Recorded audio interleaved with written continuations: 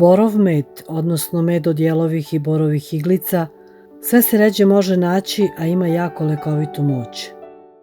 Zahvaljujući lekovitoj smoli na iglicama četinara, moguće da svako pripremi ovaj lekoviti sirup. Pupoljci jele i borova posjeduju posebnu lekovitost, imaju brojne lekovite materije koje su delotvorne za probleme disajnih organa, kao i za celokupno poboljšanje imuniteta. Borov med se ne pravi od svih vrsta četinara, već samo od određenih sorti, kao na primer beli i zlatni bor, zatim obična smreka, crna smreka i obična jela. Poželjno je da berete mlade izdanke ovih četinara na čistom terenu, daleko od puteva i naselja.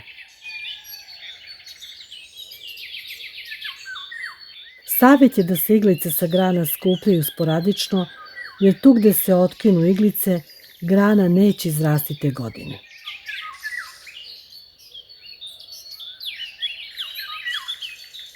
Beru se samo mlade iglice.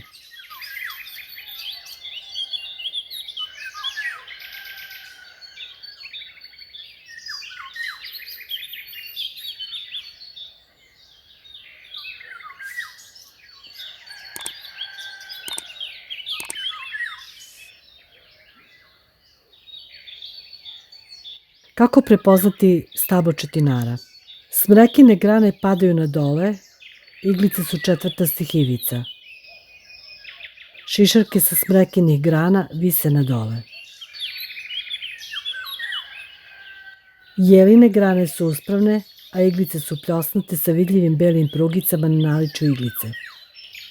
Šišarke na jelinim granama stoje uspravno. Beremo nežne izbojke smreke. Ukoliko mislite da su iglice prašnjave, iglice operite i osušite. Poželjno je da se iglice odmah pripreme, jer stajanjem gube svoje dejstvo.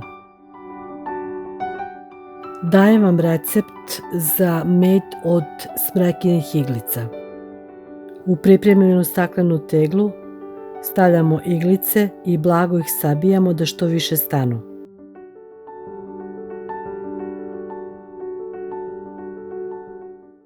Potom preko iglica prelijte prirodnim medom.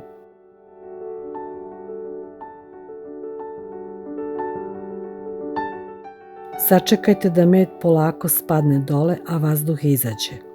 Ne morate baš do vrha da stavite med. Sirup ili med od borovih i jelinih iglica je odlično sredstvo za jačanje imuniteta, protiv prehlade, kašlja i drugih respiratornih problema. Mlade iglice borovine sadrže flavonoide, aminokiseline i dosta vitamina C. Ovaj prirodni lek se pravi u rano proleće, a konzumira tokom zime. Med od borovih iglica je bezbedan za decu uzrasta preko 2 godine.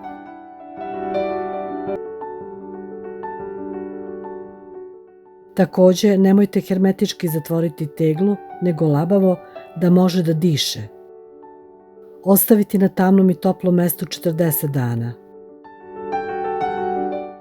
Nakon toga sadržaj procedite i čuvajte u dobro zatvorenoj tegli i to u frižideru.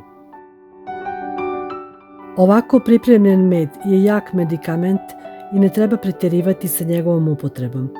Kao preventiva dovoljna je 1 kašika u 10 dana, a u slučaju bolesti 3 puta dnevno po 1 kašika.